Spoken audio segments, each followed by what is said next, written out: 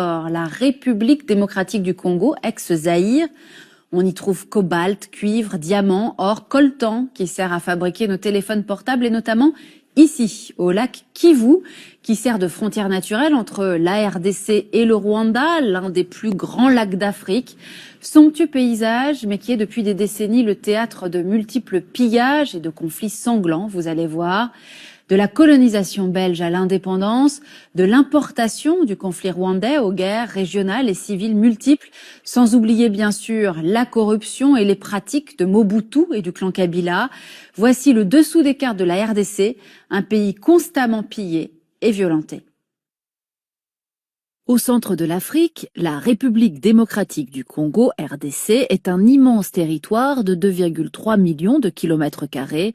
Aussi étendu que l'Europe de l'Ouest, c'est le deuxième plus grand pays du continent. Avec cette position centrale, la RDC compte de nombreux voisins. À l'ouest, la République du Congo, au nord, la République centrafricaine et le Sud-Soudan, à l'est, l'Ouganda, le Rwanda, le Burundi et la Tanzanie, et enfin les deux pays voisins frontaliers du sud, la Zambie et l'Angola. Le fleuve Congo a donné son nom au pays et le traverse, vous le voyez, de part en part. Avec ses 4700 km de longueur, c'est le second fleuve du monde pour son débit, après l'Amazone. Environ 60% du territoire de la RDC est couvert d'une forêt tropicale dense qui fait de ce pays une réserve exceptionnelle de CO2 et de biodiversité pour la planète. Mais cette vaste zone forestière est peu propice au peuplement. Le pays ne compte que quelques 80 millions d'habitants, soit l'équivalent de la population allemande. Ce vaste territoire est difficile à contrôler par le pouvoir central.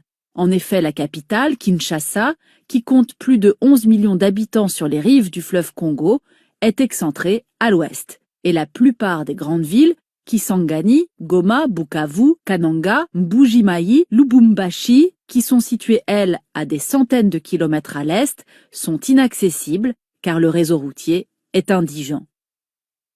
De plus, le pays est quasiment enclavé et très dépendant des infrastructures de ses voisins pour ses exportations.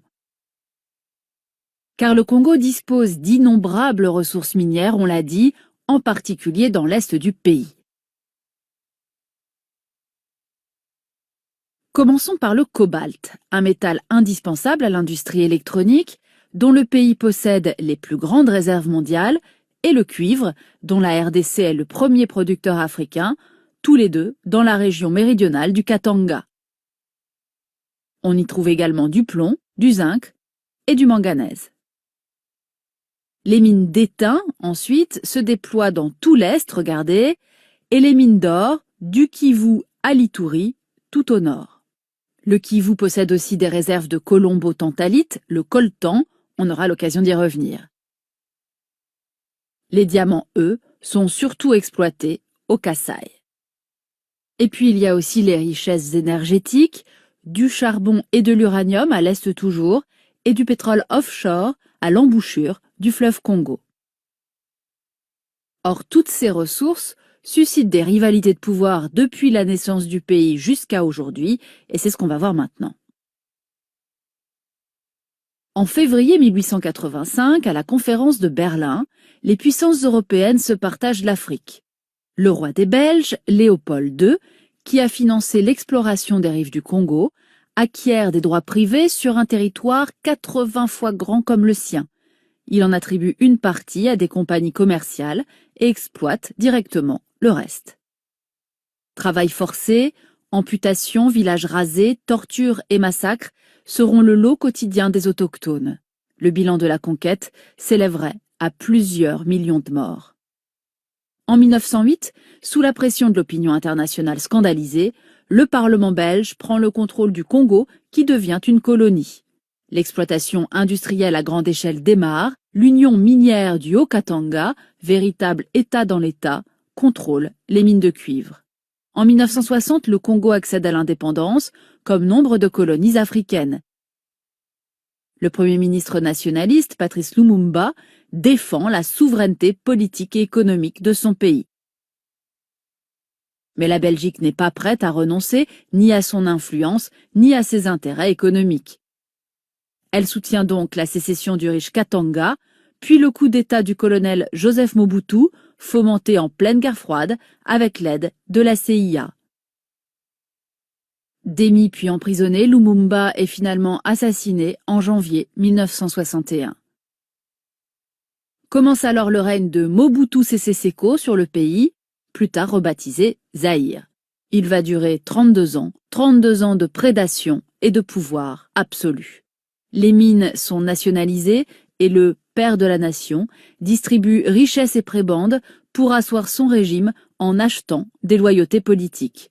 L'alliance avec la Belgique, la France et les États-Unis, parrains du général dictateur, ne s'achèvera qu'avec la fin de la guerre froide, au début des années 1990. Le régime se désintègre alors dans la violence. À l'été 1994, l'onde de choc du génocide rwandais atteint l'est du pays. 800 000 Hutus se réfugient au Kivu après la victoire des forces armées Tutsi et la chute du régime génocidaire à Kigali. Parmi eux, des miliciens et combattants Hutus, responsables des assassinats de masse des Tutsis et qui n'ont pas renoncé à se battre. La guerre entre Tutsis et Hutus se déplace alors sur le sol congolais.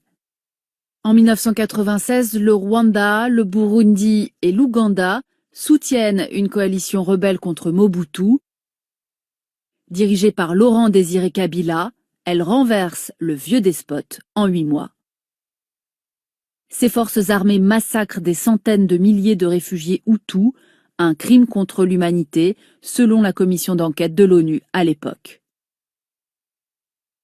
Mais la fin du règne de Mobutu ne va rien changer pour les Congolais. L'accaparement des richesses du sous-sol, la violence et la corruption généralisée continuent.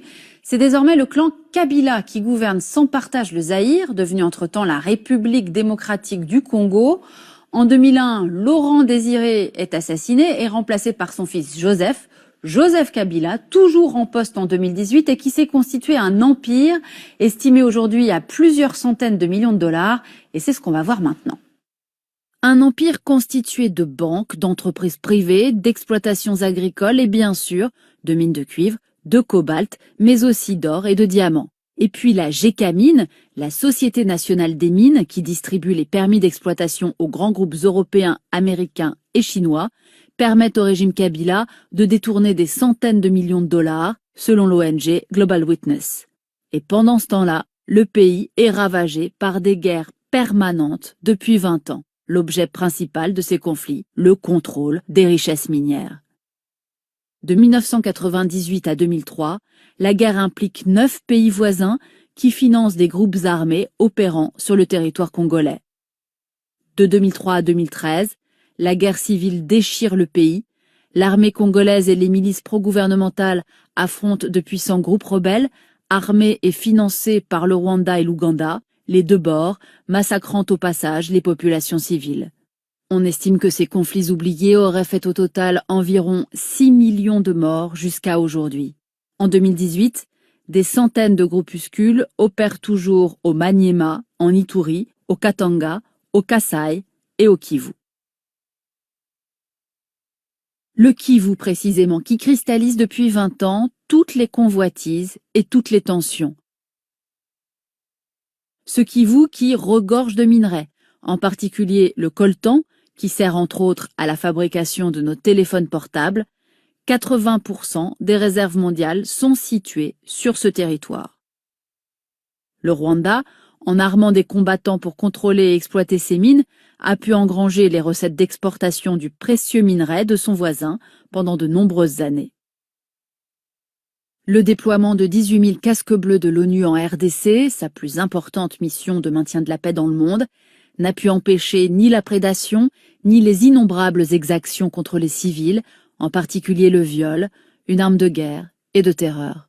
Résultat, une immense majorité de Congolais n'a jamais profité de ces richesses.